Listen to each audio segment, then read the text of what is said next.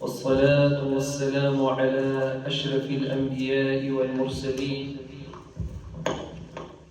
نبينا محمد وعلى آله وصحبه ومن تبعهم بإحسان إلى يوم الدين. أما بعد فأعوذ بالله من الشيطان الرجيم. بسم الله الرحمن الرحيم. وما أرسلناك إلا رحمة للعالمين. صدق الله العظيم. زميزت مندو ډیره د خوشحالۍ مقام او ډیره د سعادت خبره ده چې 1500 کاله بعد د امبیلې په دې کلي کې او د لوړو کې د لوړې وایي چینګو کلي کې د الله جل شانه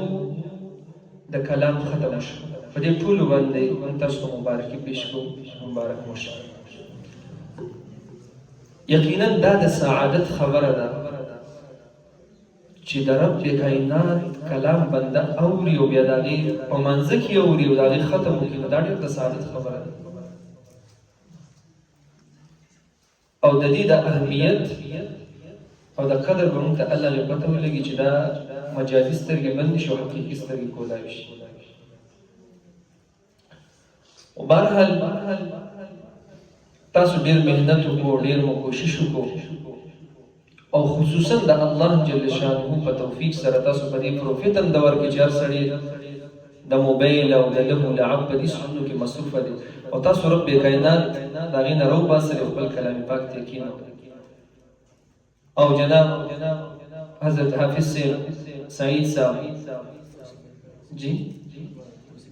توصیف علی قاری سے ماشاءاللہ اللہ جزای خیر ورکړي، دې دواړو په شریکه باندې تاسو ته کلام پاک ورو الله دې دې جزای خیر ورکړي، الله تاسو ته او الله دې همیشه کلی او د علاقه په کلام پاک باندې آباد ساتي. او تاسو ته پته نشته چې تاسو د علاقه څومره د انوارات او فیوزات اوس دې وخت کې چې کوم نه یو فیضان دې تاسو په دې کلی باندې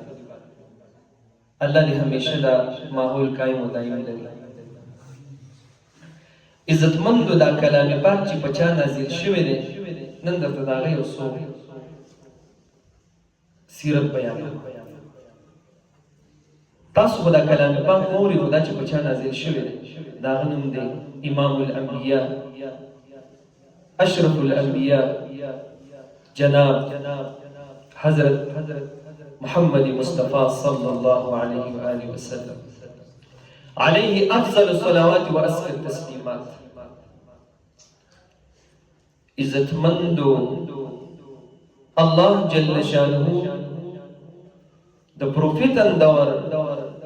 او د جهالت په دور کې خپل پیغمبر دنیا ته رالیږي. پکار ده چې خپل اخري پیغمبر رالیږي چې سم پروتوکول وي او سم حساب کتاب وي، دلته تر وي او دغه ځای کې پلار وي او دغه ځای ماماګانې پورې حساب کتاب وي که نه. اخري پیغمبر دی امام الانبیاء د دواړو جهانو سردار صلی الله علیه وسلم، چې هغه ته خو بس لارو کوڅو کې خلکو سیرې نیولې وي، مقام خو دا وي که نه. خو د افسوس خبره دا ده، یعنې مطلب دا یې چې الله جل شانه یو انداز جدا دی. زمونږ عقل خو دا و چې یاره داسې پروتوکول وي، خو چې کله زما او ستا نبی محمد عربي صلی الله علیه وسلم دنیا ته راغی، نو پلار یې نشته، پلار یې نشته، یتیم پیدا دی. او بیا خپله مور یې چې کومه ده، نو د هغې د غېږ نه ځي او بنو سعد ته ځي. حلیمه سعدیه رضی الله عنها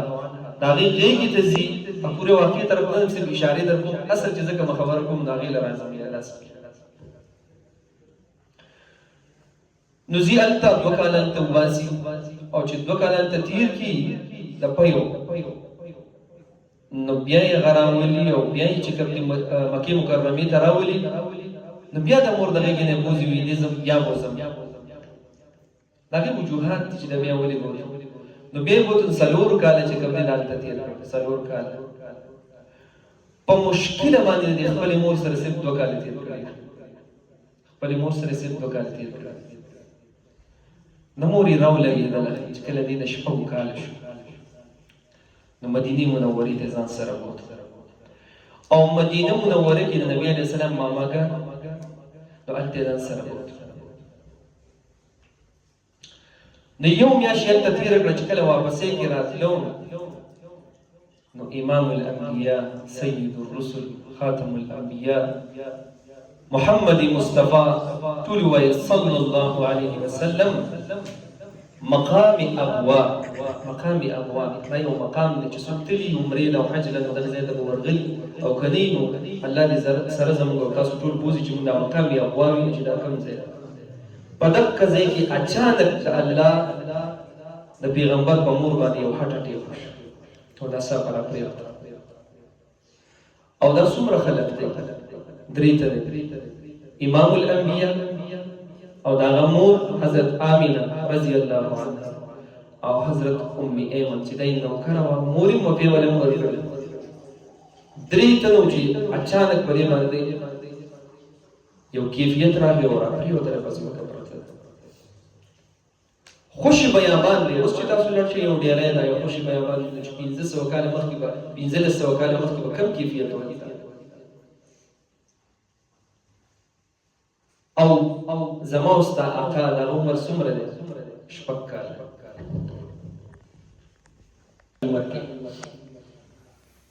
مور خوا کې ناست وړوکی ماشوم دی شپږ کاله څه ماشوم